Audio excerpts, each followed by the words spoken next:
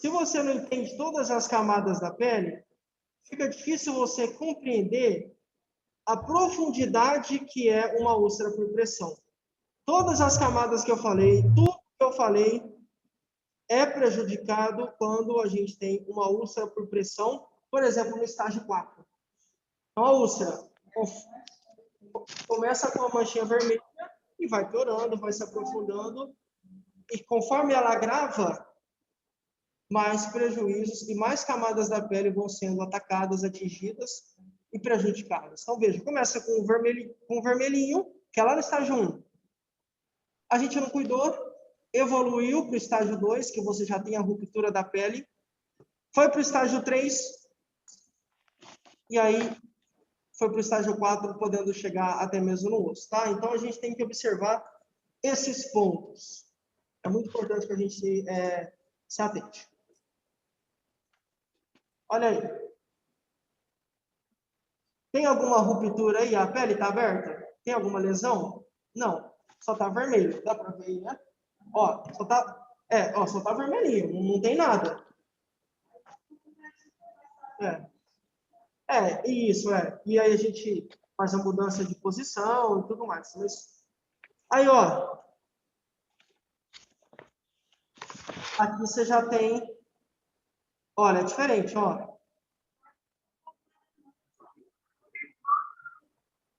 Não, também por conta de a tecidos, mas não é só por isso não, mas com certeza também a alergia pode fazer, tá bom? Vamos lá. Olha agora. Esse é o 3. Então, ó, novamente. Estágio 1, só vermelhinho. Não cuidei. Houve a ruptura da pele. A pele já rompeu.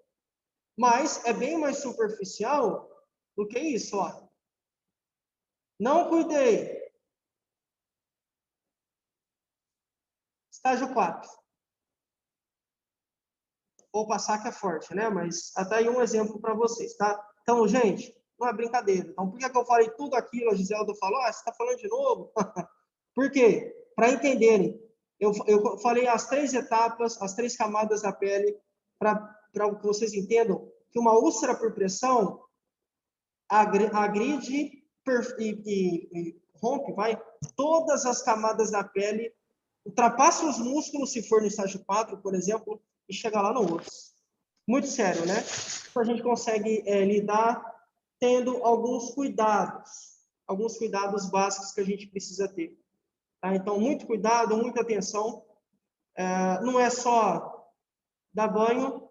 No banho, você precisa observar se tem cor diferente, como é que está essa... Olha, professor, ontem essa manchinha aqui no bumbum não estava, não. Tem semana passada.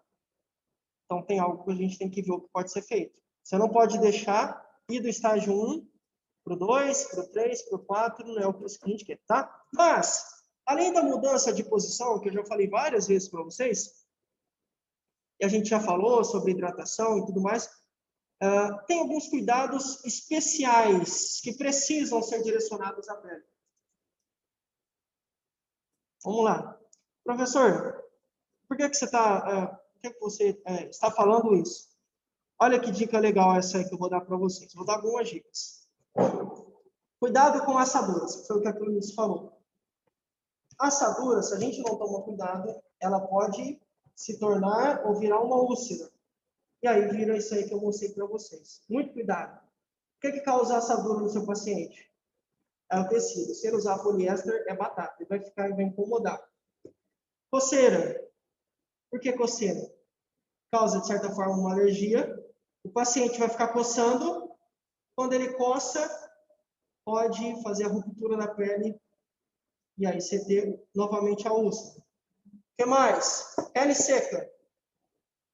Bom, a pele seca tem alguns motivos que podem fazer uma pele ser seca, tá? Mas pode ser problema genético mesmo. Então, tem uma glândula que produz sebo, que produz uma gordura natural. Se essa glândula tem problema, se essas glândulas apresentam problema, a pele da pessoa é mais seca naturalmente, tá? Se é mais seca, é mais fácil de romper. de criar lesão, de criar úlcera. Outro ponto, muito importante, banhos quentes. A turma de plantão que adora banho quente, cuidado. Banho quente, 2, 3, 4, 5 banhos por dia, quente, temperatura alta, compromete muito também a nossa pele. Deixa a pele mais seca. Pele mais seca, mais chance de ter úlcera. Então, cuidado com o banho, tá? Quente. Preferencialmente que essa água seja natural. Ou morna, né? Manchas. Vermelhidão. É importante que você observe. Roupas ásperas. Por quê? Roupa áspera tem um atrito maior entre a pele da pessoa e a roupa, e você tem mais chance de ter uma úlcera por pressão. Resumo, não é brincadeira, tá? Uma úlcera por pressão não é brincadeira, acontece, é real. Nós não podemos permitir que aconteça. Então, sempre que eu identifico uma região que parece que vai transformar, que vai virar uma úlcera, no meio do vermelhidão, por exemplo, eu não posso deixar isso acontecer. Então, tem que começar a mudar o paciente de posição, começar a hidratar mais a pele, verificar que tecido é esse que ele usa, começar a hidratar mais o paciente, dar mais água para ele mesmo, começar a fazer massagem na região, se for o caso, para que o sangue consiga chegar. E aí tem vários cuidados que devem ser prestados para essa pessoa. Certo, gente? Eu vou agora colocar aqui para vocês. Deixa eu jogar aqui a...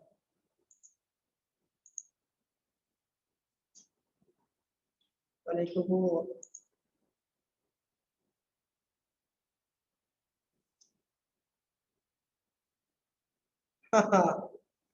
Essa aí é boa, hein? Essa é boa. Alguma dúvida? Alguma dúvida, meninos, meninas? Pode seguir? Qualquer coisa, beleza, show. Então, qualquer coisa vocês me falam, tá? Vamos seguir. Agora a gente vai falar de um negócio muito importante, chamado Uripen. Vamos ver o que é esse nome estranho, né? Nome feio pra caramba. Vamos ver o que é isso. Espero que vocês curtam. Bom, como a gente acabou a aula agora, eu já fiz a revisão, eu vou pular essa parte, tá? Mas eu falei, desde o início da aula, eu vim retomando tudo que a gente falou e tudo mais. Hoje a gente vai entender um pouquinho mais sobre a sonda vesical de demora. O que será que é essa sonda? O que será que é essa sonda vesical de demora? O que será que é esse Uripen? Quando é que a gente consegue utilizar? Tudo isso a gente vai ver. Por que utilizar? Por que uma sonda é importante? Por que o Uripen é importante? Quando é? Tudo isso a gente vai falar. Para isso, obrigatoriamente, a gente tem que falar de, quando a gente fala de sonda vesical, a gente precisa falar sobre o sistema urinário, certo? Então, agora vai parecer que vocês fazem enfermagem. Não vai ser aula difícil, não é conteúdo, não. Eu falo no sentido que a gente vai falar sobre os sistemas do corpo. Agora, né, sobre o sistema urinário, tá? Acho que vocês vão gostar. Bom, o sistema urinário é constituído pelos órgãos uropoéticos, ou seja, o que isso significa? Órgãos que têm como missão elaborar a urina e armazená-la temporariamente até que chegue a oportunidade para ela ser colocada para fora. Então, vamos lá. Órgãos uropoéticos fazem a urina, armazenam a urina para que ela seja lançada fora. Tá? Então, a gente produz as urinas nos rins, a urina é armazenada na bexiga e ela vai embora quando a gente vai fazer xixi, né? Tá bom? Então, produzo nos rins, armazeno na bexiga, eu vou mostrar imagens. Produzo nos rins, armazeno na bexiga e coloco para fora quando eu vou fazer xixi. Até aqui tudo bem, né? Bem simples. O que mais? Na urina, encontramos ácido úrico, ureia, sódio, potássio, bicarbonato. Não é só água, não. Como a gente pensa, só água, não, é muito mais que isso, tá? Então, basicamente, os rins fazem o quê? Tem dois rins, né? O que eles fazem? Filtram tudo que está em excesso ou o que pode ser prejudicial para você. Então, olha tudo que tem em uma urina e a gente acha que é só uma aguinha, não é, não. Tem muitas questões que estão aí, tá? Tudo isso o rim faz. Tudo isso é presente na urina. Esse aparelho pode ser dividido em órgãos secretores. Secretor vem de secretar, vem de produzir. Então, os órgãos secretores produzem a urina. E os órgãos excretores excretam, colocam para fora, tá? Então, tem órgãos secretores, que são os órgãos produtores, produzem urina, e tem os órgãos excretores, que colocam a urina para fora. Faz sentido, né? A urina, além de ser produzida, ela tem que ser colocada para fora do corpo. Uma questão lógica. Então, tem quem coloca para fora e tem quem produz. Ótimo. Vamos ver o que significa. Os órgãos urinários, portanto, são... Aqui, ó, coloca aqui, ó. Nós temos 2 rins, ureteres. Esse ureteres aí, vou usar uma expressão aqui só para que vocês entendam quem são esses caras. Quando a gente vai no banheiro, ou na pia, sei lá, quando você abre a torneira, não sai água? Sim, sai água. Por quê? A água vem pelo cano e sai na torneira. Esses ureteres, ou ductos, também chamados de ductos, permitem o transporte da urina. Então, você tem os rins aqui, a urina é produzida aqui, e ela precisa ir para a bexiga. O que leva a urina para a bexiga são esses ductos, ureteres, tá? Basicamente é um encanamento que a gente tem. Você tem a urina aqui, ela vai encanada, entre aspas, para a bexiga. Esse encanamento, esse caminho que elas fazem, são os ductos. Por isso que a gente tem 2 ductos, um em cada rim. Você tem 2 rins, um ducto aqui para vir a urina daqui que é produzida aqui, a urina tem que ser armazenada. Você tem outro rim, outro ducto aqui. Esses ductos se encontram e vão enchendo a bexiga de urina, tá bom? Mas a gente vai ver imagens, vai ficar mais fácil. Tenho uma bexiga, então 2 rins, 2 ductos, que são esses encanamentos, entre aspas, uma bexiga e uma uretra, que é por onde sai a urina. Produz a urina, conduz a urina para a bexiga e essa urina tem que sair. É um caminho bem lógico, né? Bem de boa. Eu vou mostrar imagens para vocês aqui, acho que vai ficar mais fácil de vocês entenderem. Bom, vamos lá. Além dos rins, as estruturas restantes do sistema urinário funcionam como um encanamento, que foi justamente o que eu falei agora, tá? Constituindo as vias do trato urinário. Essas estruturas, quais são essas estruturas, professor? Os ductos, a bexiga e a uretra. Ductos conduzem a urina dos rins para a bexiga armazena a urina e a uretra é o canal para que a urina saia. Se for no homem é de um jeito, se for na mulher é de outro, mas tanto homem quanto mulher tem a uretra, que é o caminho para onde vai sair o xixi, tá bom? Vamos lá. Essas estruturas, então, não modificam a urina ao longo do caminho. Ou seja, a urina só é produzida nos rins. Em nenhuma outra parte do corpo a gente tem a produção de urina. Então, quando a urina sai dos rins, ela só é conduzida para fora do corpo. Ela não sofre mais alterações. É isso que quer dizer esse parágrafo, tá? Ela sai dos rins, vai para os ductos, fica um tempo na bexiga, depois ela sai para fora do corpo. Ela é extravasada, é exteriorada. Aí, pronto, acabou o mistério. Ótimo, agora vocês vão conseguir entender melhor. Deixa eu mostrar para vocês. Eu vou... para o pessoal do Zoom, eu vou passar o mouse agora. E para as meninas eu já vou mostrar também. Ó, vejam aqui, por gentileza, muita atenção. Você tem os 2 rins, certo? Ó, um rim, outro rim. Olha os ductos. Olha que legal. São os encanamentos. Olha que show. rins. Aqui você tem a produção de urina, os ductos, a bexiga e aqui a uretra. Deixa eu mostrar para as meninas aqui. Um rim. Aqui eu vou produzir a urina. Só que o encanamento.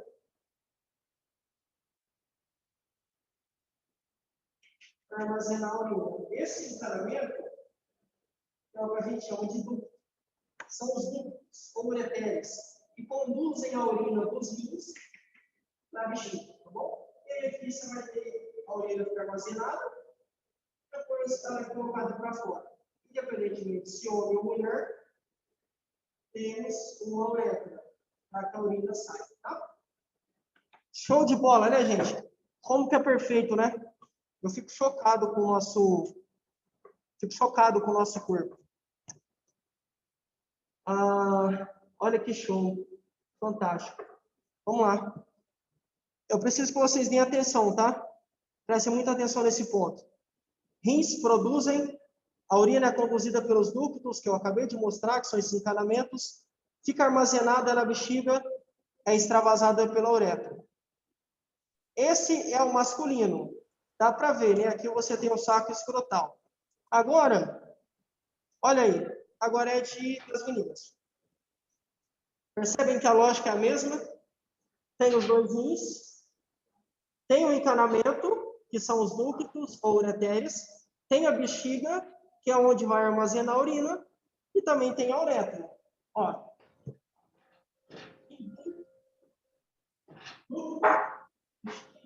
Uretra. Mesma coisa. Exatamente a mesma coisa. Meninos, ó. Rins, ductos, bexiga, uretra. É a mesma lógica. Porque você precisa produzir urina, você tem que levar essa urina para o reservatório que é a bexiga, e essa urina tem que sair. Resumidamente é isso. Olha só, professor, agora isso aqui é... Vamos lá, gente, olha que legal, olha que informação show. 95% da urina é composta de água. Ou seja, vou pegar um exemplo aqui, tá? Não que seja isso, é só um exemplo. Significa que, se você tiver 1 litro de urina, mais ou menos 950 ml são de água, mais ou menos. 9% é água. As principais excretas da urina são a ureia, o cloreto de sódio e o ácido úrico. Lembra que eu falei? Deixa eu mostrar para vocês aqui. Olha que legal. Isso aqui eu acho que vocês não... Deixa eu... Eu acho que vai dar para ver. Vai dar aqui para ver, ó. Meninos do Zoom, por gentileza, ó. Conseguem perceber que aqui, ó, a gente tem, olha que bacana, uma veia que entra no rim. Olha que coisa louca. Olha aqui, onde eu estou passando o mouse, ó. Uma veia entrando no rim. Uma veia, aqui, veia ali, não, tá? Entrando dentro do rim. Ó, uma veia no rim. Por quê, professor? Porque os rins filtram o sangue. Entendeu? Como é que esse sangue chega nos rins? Por meio da veia. Então, a veia abastece os rins. Os rins filtram o sangue e tiram dele tudo que está em excesso ou que vai fazer mal. Como, por exemplo, o que acabou de falar aqui, né? Principalmente ureia, cloreto de sódio e ácido úrico. Então, eu tenho veias que abastecem os meus rins, fazendo o processo de filtragem. Eu retiro principalmente esses caras aqui, faço a urina, mando para a bexiga e sai da uretra.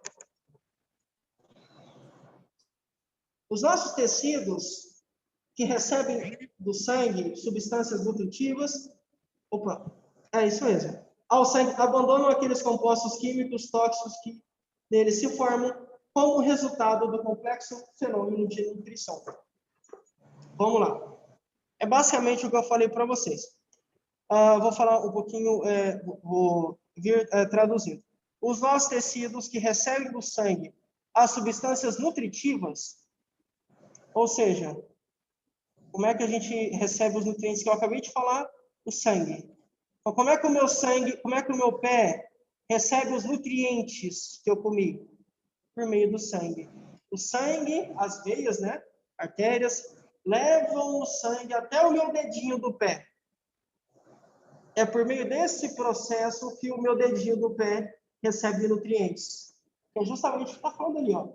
Os nossos tecidos que recebem do sangue as substâncias nutritivas pelas veias, tá bom?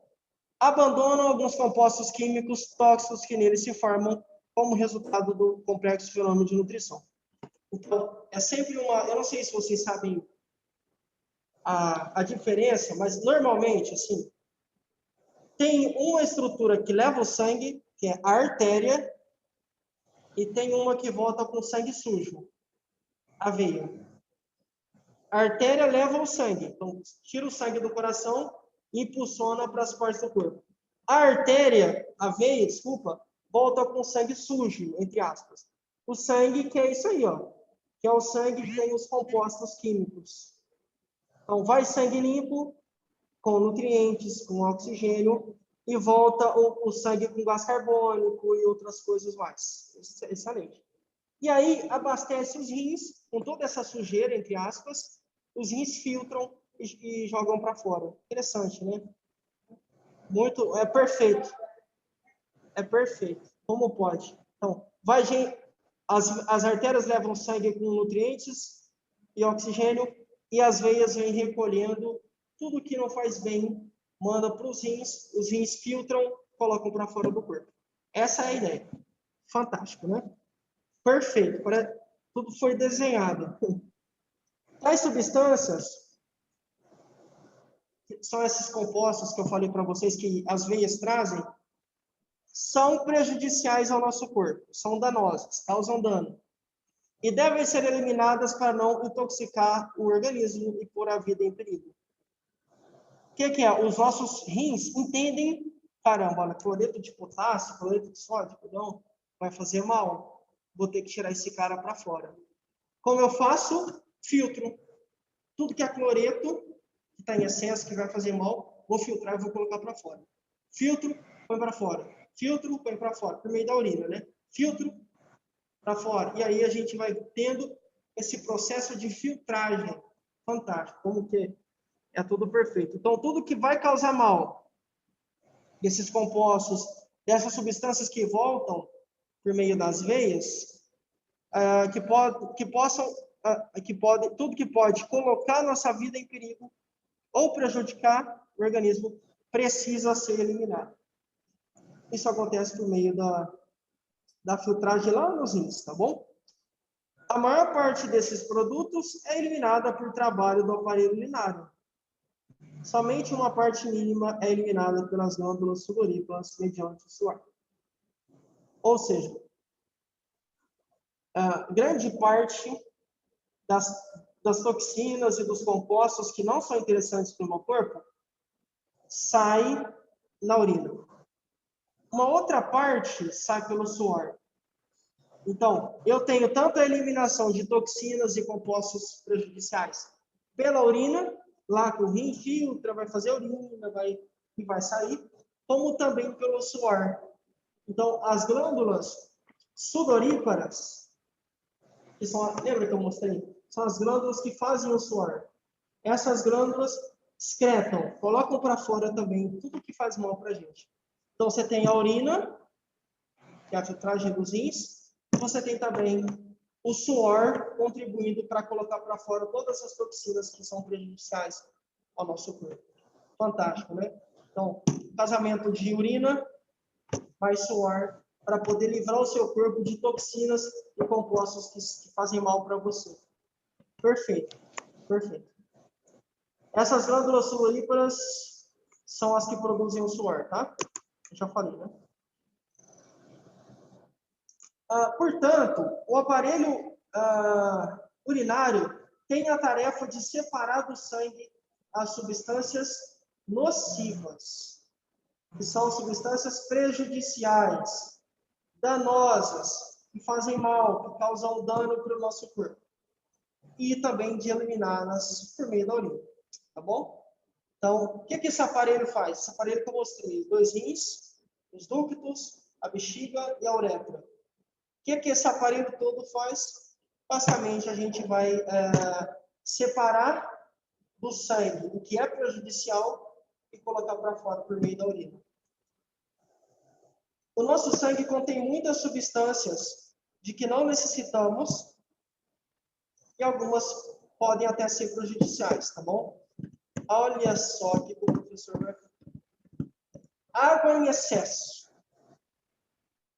Olha aí o professor causando. Eu já vou falar sobre isso, tá? Eu vou quando eu chegar ali no finalzinho, eu volto aqui. Então, água em excesso faz mal. Sais minerais em excesso fazem mal. Células mortas ou até mesmo alteradas e resíduos das atividades celulares, que basicamente todo o nosso corpo funciona por meio de células.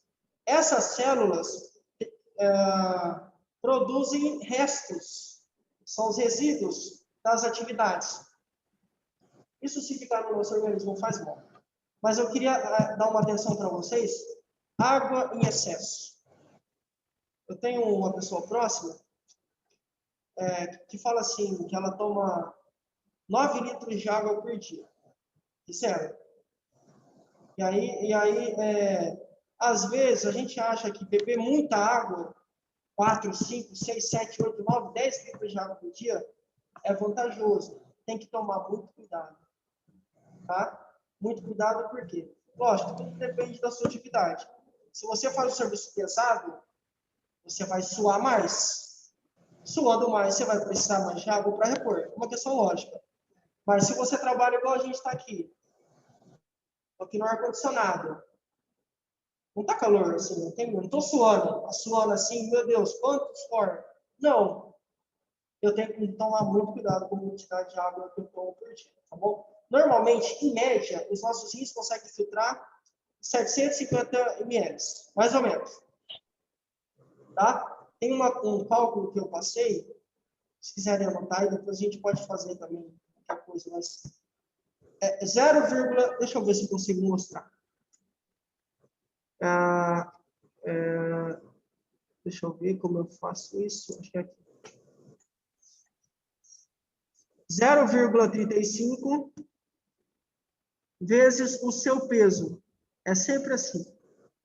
0,35 vezes o seu peso, já dá para você ter um norte. Eu vou mostrar aqui para vocês, ó. Vou pegar o meu exemplo, tá? Para não constranger ninguém. 0,35 vezes 115. Deve estar por aí. Não estou em 115 não, mas é alguma coisa assim. Pelas minhas contas aqui, eu não consigo... Nossa, que chato. Eu queria compartilhar com vocês aqui a minha tela, mas não dá para compartilhar da calculadora. Não dá para calcular, para compartilhar. Que pena. Não dá mesmo. Bom, mas...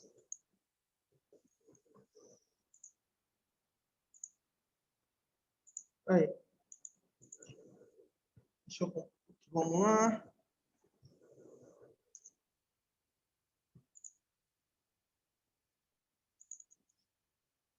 Aí. Isso. Aí.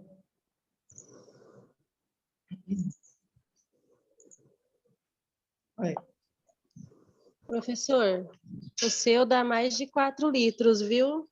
O meu aqui deu 4. Eu estou tentando colocar para vocês, mas não está dando certo. O meu dá 4, dá assim, ó, a conta dá isso, ó, 40,25. Mas significa o quê? Que eu tenho que beber pelo menos, por essa conta, pelo menos 4 litros pelo menos de água. Muita coisa, né? 4 litros mais ou menos. O que significa? Que muitas vezes, se você não se atenta a esses pontos, você pode achar, eu posso beber 10 litros aqui, vou estar bebendo demais, além do que os meus rins suportam, tá? Então, muita atenção, viu, gente? Não é uma conta, não é nem consenso, nem todos os profissionais concordam com essa conta aí. Então, tem gente que torce o nariz, mas é importante a gente sempre observar e considerar esses pontos aí, tá bom? Muito cuidado. Água em excesso faz mal porque você vai sobrecarregar o seu sistema urinário e sobrecarregando vai ter problema. É como se você falasse, professor, eu só aguento pegar 50 quilos, um exemplo. Se eu coloco 150 quilos nas suas costas, você vai ter prejuízo. Você vai ficar cansada, sobrecarregada, eu vou sobrecarregar você e aí você vai dar PT, né? De alguma forma você vai ter problemas, prejuízos. Os nossos rins também são assim. Muito cuidado Professor, com o que você professor, bebe e tudo mais, tá bom? Alguém falou? professor, Alguém falou alguma coisa? professor, Ah, pronto. Oi. Oi, Ana. mas essa quantidade aí é o máximo estourando, né? Essa quantidade aí, vamos por 4 litros e pouco, que deu A média. Isso daí é o máximo, né? Isso. Porque não dá para tomar 4 litros, mas Isso. passar, isso é o máximo do máximo. É isso, nesse né? caso aqui, quando eles recomendam, e por isso que eu falei para vocês, não é nem consenso, tá? Muitos especialistas não concordam com esse cálculo. Eu estou assim só para poder te ouvir se você falar alguma coisa, por causa do som que é muito baixo. Muitos especialistas não concordam com esse cálculo. E quem concorda, isso aqui é uma média. Então, é uma média diária. Depois você pode colocar para o seu... É a média ou o máximo por teu peso? Não, é a média. Em média. Em média, é isso. Assim, Aí, a média de eu 2... eu acharia que fosse o máximo que ele poderia suportar. Não, é porque, olha, imagina, eu peso 115 quilos, é muita coisa. Precisa Então, de por isso que muito líquido para poder hidratar todo esse corpo. É entendi. muita massa, né? Muita coisa para poder hidratar.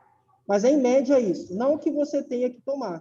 Tá? É o que eu estou te falando. Não é consenso. Assim como o quinto sinal vital, que é a dor, não é consenso entre os profissionais. Esse ponto aqui também não é consenso. Porque, para mim, por exemplo, 2 litros de água, por conta da minha altura e do meu peso, 2 litros não significam muita coisa. Para minha esposa, sim, ela é menor que eu. Ela tem 1,58. Para ela funciona. Mas para mim, com 1,85, não funciona. Sou muito alto e tenho muita massa. E essa massa precisa ser hidratada, entendeu? Mas realmente, o que você colocou é isso mesmo. Por isso que eu acho difícil você ter indivíduos né, assim, com esse peso, a não ser que sejam obesos. Mas estar obeso já é uma condição não correta. Então, por isso que a gente vai tentar emagrecer, para tentar reduzir, para não sobrecarregar os rins e tudo mais, tá bom? Por isso que está aqui, ó. Por isso que eu frisei, eu mostrei para vocês.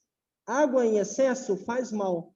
E faz, porque você vai sobrecarregar os seus rins. Obviamente, se tem algo em excesso que faz mal, a gente precisa extravasar, precisa tirar do corpo. E aí, uma forma... Perdão?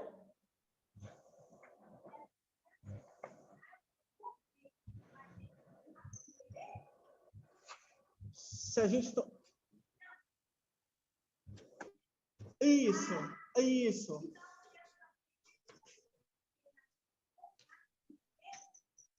Se a gente toma... Não, é o seguinte, ó. Professor, me falaram que tomar 2 litros de água em média por dia é bom. Se 2 litros faz bem, você com 1 metro vou pegar minha esposa de referência, 1,58. Olha, 2 litros faz bem. Então, se eu tomar 4 litros, vai fazer mais bem ainda. É um raciocínio. Mas o raciocínio não é tão simples assim. Olha, caramba, se eu tomo 2 litros faz bem, então eu vou dobrar, vou tomar o dobro. 4 litros, tendo 1,60, vai te fazer mal. Porque os seus rins não conseguem filtrar tudo isso. Você vai sobrecarregar. Então, é como se eu exigisse, por exemplo, de um carro que corre até 90, se eu exigisse para ele correr 200, 300. É muito peso, ele não foi feito para isso. É como se eu soltar para você um peso de 200 quilos. Você não vai subir. Aham.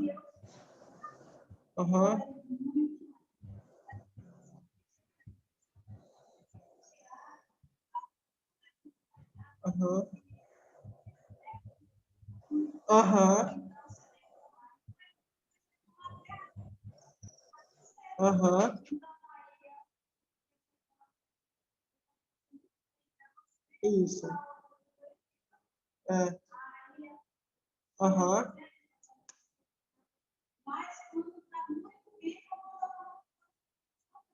Aham.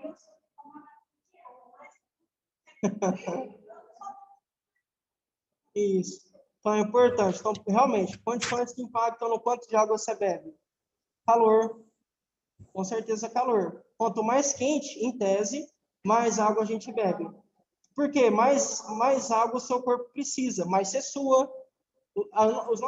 Nosso sistema respiratório também precisa de água para conseguir funcionar bem.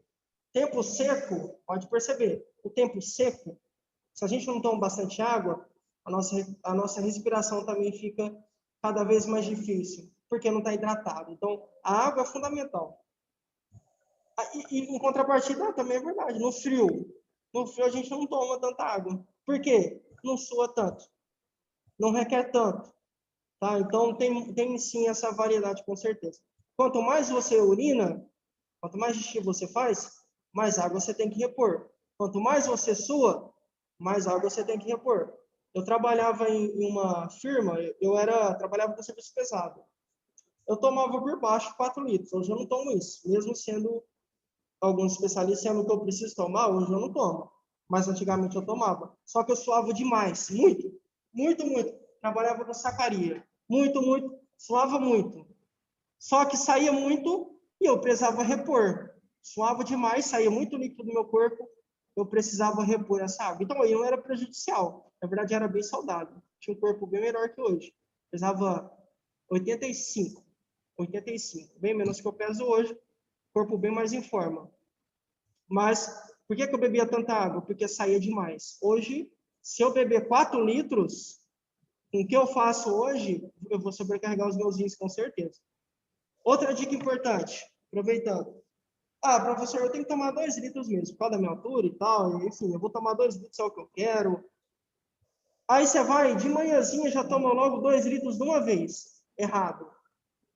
Foi o que eu falei, você vai sobrecarregar. Os seus rins, em média, filtram no máximo 750 miligramas por hora, no máximo.